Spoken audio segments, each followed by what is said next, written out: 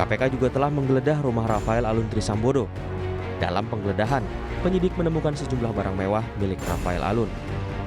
Direktur Penyidikan KPK, Asep Guntur, menyebut penyidik menyita sejumlah barang mewah di rumah Rafael.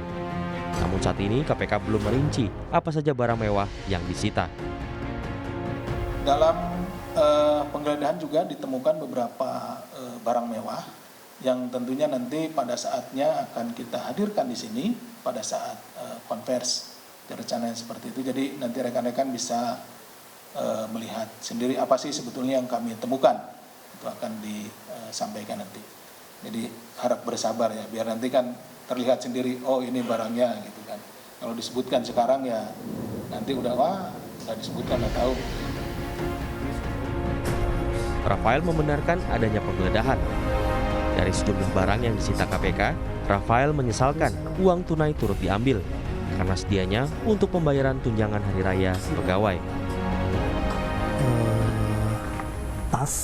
Tasnya istri saya, ada perhiasan istri saya juga, cincin dan gelang yang dipakai sehari-hari, itu juga disita.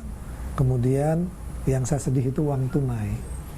Jadi uang belanja istri saya yang belum sempat dimasukkan ke amplop untuk belanja harian, itu juga diambil, itu, dan uang saya senilai 40 jutaan yang sebetulnya awalnya untuk membayar THR beberapa pegawai saya di rumah, itu juga diambil. Jadi pada saat ini saya agak kebingungan nanti ketika THR ini saya harus membayarnya dengan apa begitu.